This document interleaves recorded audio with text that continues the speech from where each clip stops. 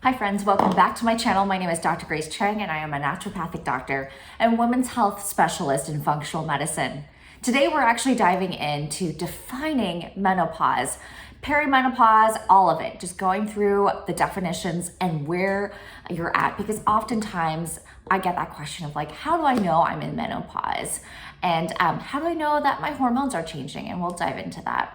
Most of the time, people can actually start having hormonal changes after age 35, but really the symptoms start to hit perhaps around your 40s, mid 40s, etc. The average age that people hit menopause is about 51.4 years. There are some people who get a medical hysterectomy and can go into menopause sooner than genetically planned. Oftentimes you can start predicting when you'll go into menopause, looking at your mother and your grandmother and how they experience menopause.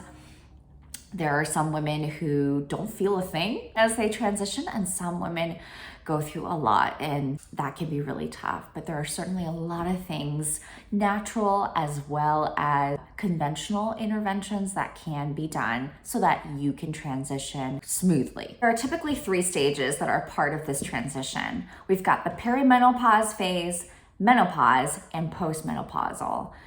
Perimenopause really is just a time before menopause when things start to fluctuate and symptoms start to arise. That can be elongation of your period. So your period that maybe once was really on time all the time is now coming every 30 days, 40 to 50 days. So things are starting to kind of change and fluctuate. One of the first things that I've noticed when people are going through hormonal changes is their sleep starts to suffer. So you start waking up in the middle of the night, your mind is racing, you're waking up and not feeling like you've got really good quality sleep.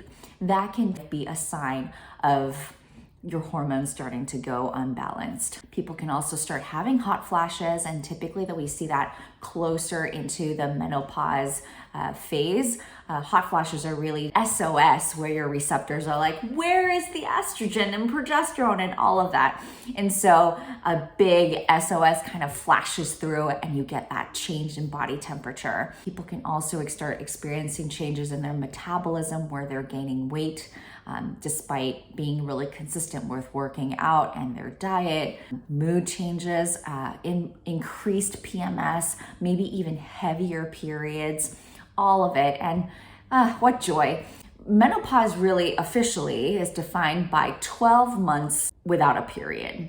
So during that transition from your last and final menstrual period, you don't really know if you're going to have another bleed, if it's coming in the next few months, or if it's just completely done. So that whole year is kind of a questionable time where a lot of people are like, am I in menopause? Usually I would just assume after 3 months of not getting it, I'm just treating people as if they're in menopause. We can actually do a test in office called the FSH. FSH is the follicular stimulating hormone. So that's the brain talking to your ovaries, trying to get those hormones out. And when they're not responding, then that number starts to increase. So above 25 is when we're thinking, okay, you're kind of into this menopause phase. So a combination of symptoms as well as that test can really define what phase you're in. Postmenopause really is just after that whole year of not having a period, you're considered in postmenopause. It doesn't mean that your symptoms are completely done with, though. A lot of people can have symptoms even 10 years after their final menstrual period, and that can be rough. Everyone's on their own path, and it comes down to creating a treatment plan that can really be catered towards you and your needs and helping you with your symptoms. Thanks for watching this video. I hope that was helpful defining the difference between perimenopause, menopause, and postmenopause. I'll be doing another video regarding natural and conventional approaches to taking care of menopausal symptoms. But in the meantime, go ahead and like this video, follow me on YouTube, and I am also on Instagram and TikTok. So thank you so much. Have a good day.